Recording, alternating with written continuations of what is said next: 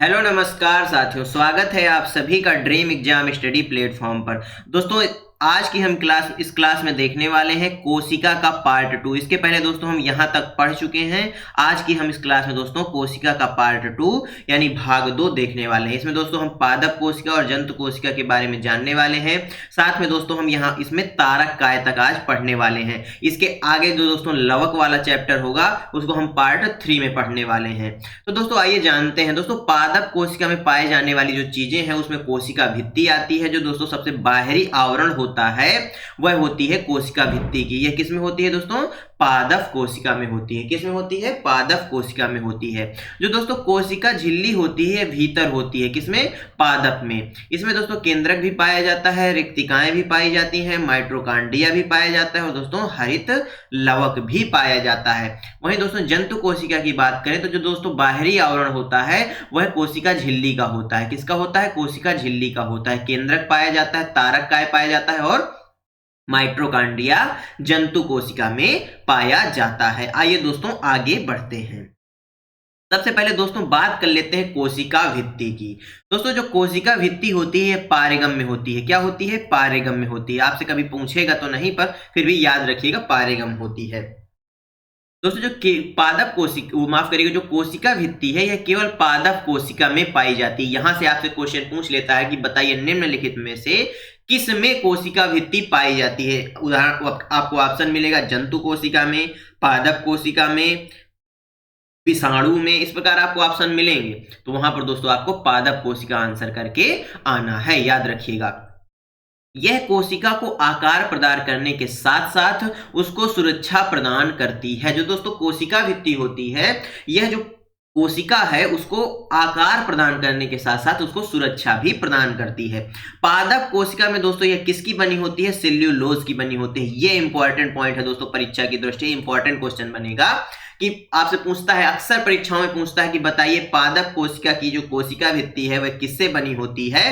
तो दोस्तों वह सेल्यूलोज की बनी होती है। किसकी बनी होती है? सेल्यूलोज की बनी होती है। दोस्तों उदाहरण के लिए आप कपास को देखे होंगे। कपास के ऊपर एक बाहरी आवरण होता है, वही दोस्तों क्या होती है? कोशिका भित्ति होती है। दोस्तों नोट का पहला पॉइंट क्या कहता है?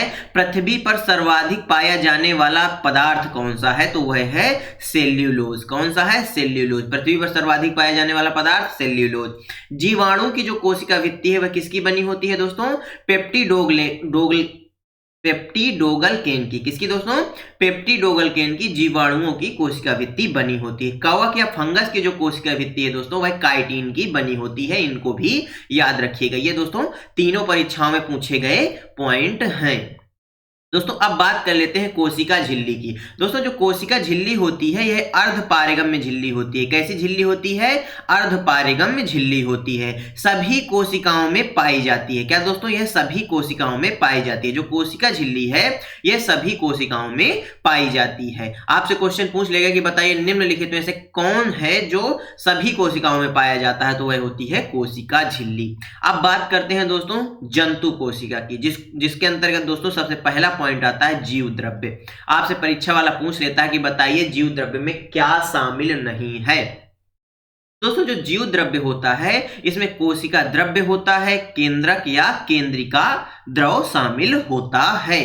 दोस्तों इसकी खोज किसने की? तो दोस्तों इसकी खोज पुरकिंज ने की। किसने की खोज? या इसको नाम किसने दिया? पुरकिंजे ने दिया। किसने दोस्तों? पुरकिंजे ने दिया। हेक्सले कौन थे दोस्तों? जीवन का भौतिक आधार जीव द्रव्य है। जो हेक्सले महोदय थे इन्होंने कहा कि जो जीव द्रव्य है वह जीवन का भौतिक आधार है। आपसे परीक्षा वाला कभी कभी पूछ लेता है कि बताइए जीवन का भौतिक आधार जीव द्रव्य है, कथन किसने दिया? तो किसने दिया? हेक्सले महोदय ने दिया। अब बात करते हैं दोस्तों माइटोकॉन्ड्रिया की। किसकी दोस्तों? माइटोकॉन्ड्रिया की, जिसको दोस्तों सूत्रकर्णिका भी बोला जाता है। क्या बोला जाता है? सूत्रकर्णिका भी बोला जाता है। कोशिका का शक्ति ग्रह या पावर हाउस क्या होता है? माइटोकॉन्ड्रिया होता है। इसकी खोजकर्ता इसके कौन है दोस्तों? अल्टमान है। कब खोजा इन्होंने? 1886 में। कब खोजा दोस्तों? 1886 में खोजा। इसका नाम माइटोकॉन्ड्रिया किसने दिया? वेंडा ने दिया। किसने दोस्तों? वेंडा ने दिया। दोस्तों मैट्रिक्स द्रव पाया जाता है। जो दोस्तों मैट्रिक्स द्रव है यह माइटोकॉन्ड्रिया में पाया जाता है। आपसे सीधा सा क्वेश्चन पूछ लेगा कि बताइए मैट्रिक्स जो द्रव है यह कहाँ पाया जाता है। तो दोस्तों यह मैट्रिक्स द्रव माइटोकॉन्ड्रिया में पाया जाता है। दोस्तों यह दोहरी झिल्ली युक्त होता है। कैसा होता है? दोहरी झिल्ली युक्त होता है। जो माइटोकॉन्ड्रिया है दोस्तों यह दोहरी झिल्ली युक्त होता है। कोशिका का श्वसन स्थल भी माइटोकॉन्ड्रिया को कहा जाता है। दोस्तों आपकी परीक्षा की दृष्टि से बेहद ही इंपॉर्टेंट है माइटोकॉन्ड्रिया। दोस्तों इसमें ऊर्जा का जो संचय है वह एटीपी के रूप में होता है। किसमें दोस्तों? एटीपी के रूप में होता है। एटीपी का दोस्तों फुल फॉर्म क्या है? Adenosine triphosphate. दोस्तों इसको ऊर्जा की मुद्रा भी कहा जाता है। किसको दोस्तों? एटीपी को ऊर्जा की मुद्रा भी कहा जाता है। दोस्तों इसमें डीएनए प्लस आरएनए केंद्रक, राइसोसोम और एंजाइम पाए जाते हैं। माइटोकॉन्ड्रिया में डीएनए, आरएनए केंद्रक, राइसोसोम और एंजाइम पाए जाते हैं। आपसे यहां पर क्वेश्चन सीधा सा ये पूछ लेगा कि बताइए निम्नलिखित में से किस में डीएनए, आरएनए केंद्रक, राइसोसोम तथा एंजाइम पाए जाते हैं। तो किस में पाए जाते हैं दोस्तों? माइटोकॉन्ड्रिया में पाए जाते हैं। बाहरी झिल्ली रहित माइटोकॉन्ड्रिया को माइटोप्लास्ट कहते हैं। दोस्तों वो माइटोकॉन्ड्रिया जिसमें बाहरी झिल्ली नहीं होती उसको माइटोप्लास्ट कहते हैं। क्या बोला जाता है? माइटोप्लास्ट बोला जाता है। दोस्तों इसमें स्वयं की आनुवांशिक सामग्री भी होती है। इससे भी क्वेश्चन पूछ लेता है कि बताइए निम्नलिखित में से किस में स्वयं की क्या होती है? दोस्तों आनुवांशिक सामग्री होती है। तो वह होता है, कौन होता है? माइटोकॉन्ड्रिया होता है। दोस्तों ये ग्लूकोज है। क्या है? ग्लूकोज है। और इसमें ऑक्सीजन जब मिलता है तो दोस्तों माइटोकॉन्ड्रिया में प्रक्रिया होती है और CO2 और जल में टूट जाता है और यहाँ पर 36 ATP ऊर्जा निकलती है जो संचित होती है किसमें? माइटोकॉन्ड्रिया में। इस रिएक्शन को दोस्तों क्या बोला जाता है? यहाँ पर जटिल, यहाँ पर जो ग्लूकोज है आप देखिए जटिल फॉर्म में है। इसमें कार्बन 6 है, हाइड्रोजन 12 है, ऑक्सीजन 6 है। यानी जो जटिल फॉर्म से सरल फॉर्म में जो रिएक्शन होती है उसको कैटाबोलिक बोला जाता है। दोस्तों इस प्रकार समझिए, मान लीजिए आपने रोटी खाया, रोटी एक जटिल है, आपने दांतों से इसको काटा और इसको छोटे छोटे अणुओं में तोड़ दिया दांतों से, तो ये हो गई कैटाबोलिक, यानी कट कट कट यानी काटने वाली जो प्रक्रिया है जटिल चीजों को, उसको कैटाबोलिक रिएक्शन कहते हैं। दोस्तों श्वसन एक कैटाबोलिक अभिक्रिया, ये दोस्तों एक महत्वपूर्ण पॉइंट है, आपसे सीधा क्वेश्चन पूछ लेता है। यहां पर दोस्तों कैटाबोलिक की बात आई है तो इस पॉइंट को भी नोट कर लीजिए। श्वसन एक कैटाबोलिक अभिक्रिया होती है क्योंकि इसमें जटिल अणु टूटकर सरल अणु बनाता है।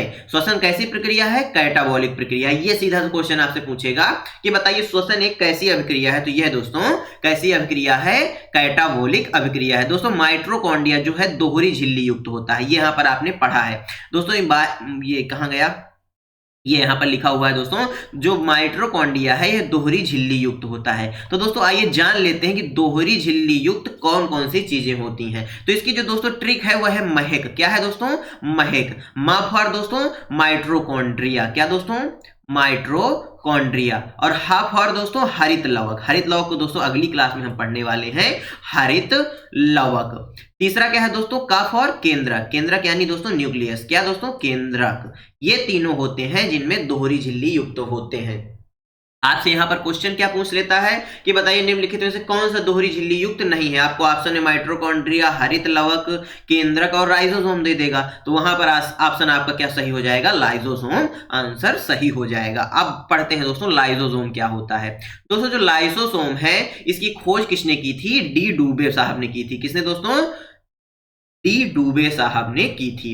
कोशिका की आत्मघाती थैली किसको कहा जाता है? राइसोसोम को कहा जाता है। दोस्तों जो राइसोसोम होता है यह क्षतिग्रस्त कोशिका का पाचन व उनको समाप्त करने में खुद ही जो है समाप्त हो जाता है या खुद को ही समाप्त कर लेता है।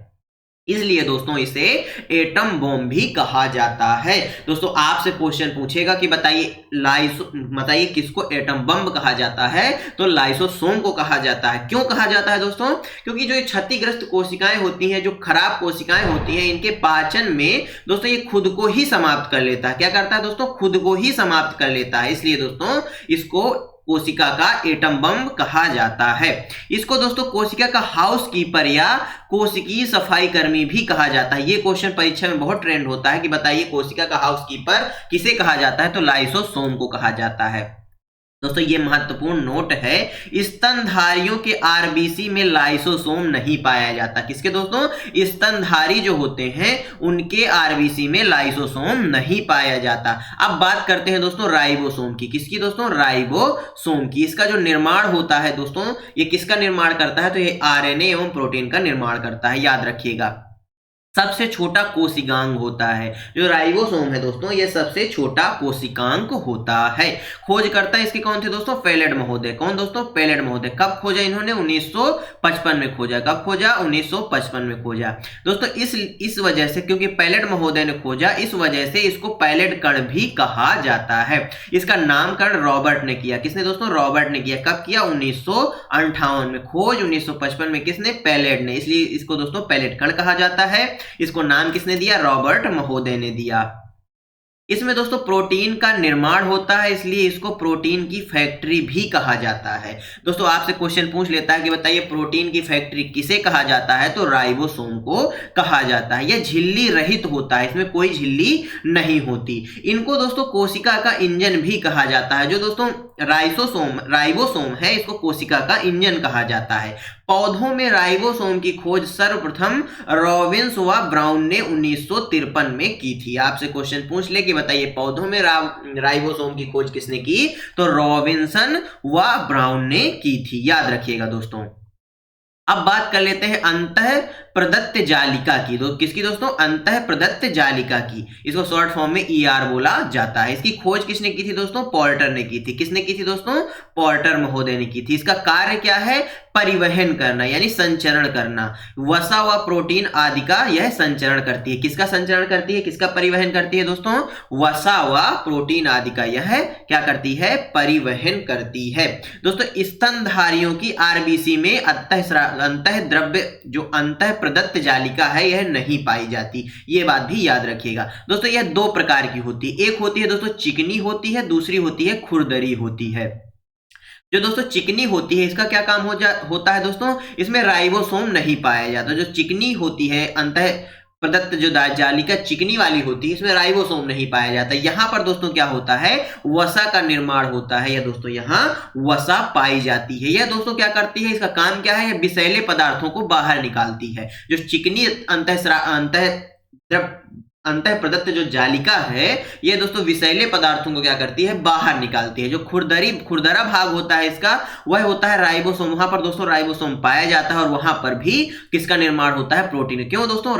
राइबोसोम पाया जाएगा तो जाहिर सी बात है राइबोसोम को प्रोटीन की फैक्ट्री कहा जाता है, तो प्रोटीन का निर्माण तो होगा ही। आगे बढ़ते हैं दोस्तों। गोल्जी काय, ये एक महत्वपूर्ण टॉपिक है दोस्तों। गोल्जी काय, क्या दोस्तों? गोल्जी काय। इसको गोल्जी बॉडी भी बोला जाता है। इसकी खोज दोस्तों 1898 में हुई। कब हुई? 1898 में हुई। खोजकर्ता कौन थे इसके दोस्तों? कैमिलो गोल्जी थे। कौन थे? कैमिलो गोल्जी थे। और इन्होंने अपने नाम पर भी इसका नाम गोल्जी काय दे दिया। और ये इटली के थे। कहाँ के थे? इटली के थे।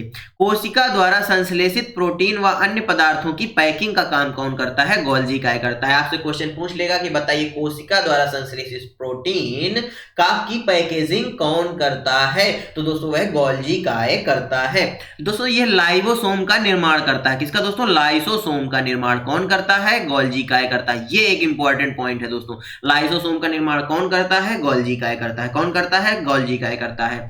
प्रमुख श्रवण अंग है। कौन सा दोस्तों? प्रमुख श्रवण अंग है, यानी बाहर निकालने वाला जो पदार्थ होते हैं, खराब पदार्थ होते हैं, या दोस्तों जिनकी ये पैकेजिंग करता है उनको बाहर निकालने का काम भी यही करता है। कोशिका के अणुओं का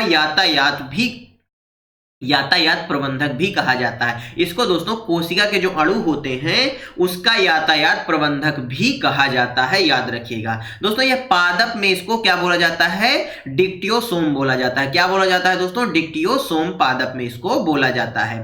दोस्तों यह ग्लाइकोप्रोटीन बनाता है। कौन सा प्रोटीन बनाता है? ग्लाइकोप्रोटीन बनाता है। यदि आपसे क्वेश्चन पूछ ले कि बताइए निम्नलिखित में से कहां पर ग्लाइकोप्रोटीन का निर्माण होता है, तो वह होता है दोस्तों गोल्गी काय होता है। अब बात कर लेते हैं दोस्तों तारक काय की। किसकी दोस्तों? तारक काय की, जिसको इंग्लिश में सेंट्रोसोम बोला जाता है। क्या बोला जाता है? सेंट्रोसोम बोला जाता है। इसकी खोज किसने की थी? बोवेरी ने की थी। किसने दोस्तों? बोवेरी ने की थी। यह दोस्तों केवल जंतु कोशिका में पाया जाता है। कहां पाया जाता है? जंतु कोशिका में पाया जाता है। तारक काय पादप कोशिका में नहीं पाया जाता, बल्कि केवल जंतु कोशिका में पाया जाता है। दोस्तों कोशिका विभाजन का कार्य करता है। जो तारक काय होता है यह कोशिका विभाजन का कार्य करता है। दोस्तों जो तारक काय होता है यह बेलनाकार होता है। कैसा होता है दोस्तों? बेलनाकार होता है। कोशिका विभाजन के समय जो ध्रुव होते हैं उन पर दोस्तों तारक का निर्माण करता है और ध्रुवों का निर्माण करता है। जो दोस्तों कोशिका विभाजन के समय जो ध्रुव होते हैं इन पर तारक जो होता है इसका निर्माण करता है, या फिर दोस्तों ध्रुवों का निर्माण करता है। दोस्तों इसको सेंट्रियोपोल पाए जाने, इसमें जो कण पाया जाता है उसको सेंट्रियोपोल कहा जाता है। यहां से भी क्वेश्चन पूछ लेता है कि बताइए सेंट्रियोपोल कण कहां पाया जाता है? तो दोस्तों यह तारक काय में पाया जाता है। कहां पाया जाता है दोस्तों? तारक काय में पाया जाता है। दोस्तों आज की आपको क्लास कैसी लगी हमें कमेंट बॉक्स में जरूर बताइएगा। आज की क्लास यहीं तक। अगली क्लास दोस्तों पार्ट 3 होगी कोशिका की। यह क्लास आपको कैसी लगी हमें कमेंट बॉक्स में जरूर बताइएगा। यदि क्लास अच्छी लगी हो तो वीडियो को लाइक कर दीजिए, अपने दोस्तों के साथ शेयर कर दीजिए। और हाँ दोस्तों यदि आप चैनल पर नए हैं तो चैनल को सब्सक्राइब जरूर कर लीजिएगा। आपको यहाँ पर ऐसा कंटेंट मिलता रहेगा। दोस्तों सबसे पहले हम बायो खत्म करेंगे, इसके बाद दोस्तों हम केमिस्ट्री, फिजिक्स, जो कंपटीशन लेवल में पूछे जाने वाले जीके जीएस में टॉपिक हैं उन सभी को लेकर खत्म करने वाले हैं एक एक करके। चलिए दोस्तों मिलते हैं आपसे कल अगले वीडियो में। तब तक के लिए जय हिंद, जय भारत। अपना और अपनों का ख्याल रखिए, सभी का सम्मान करिए। धन्यवाद दोस्तों।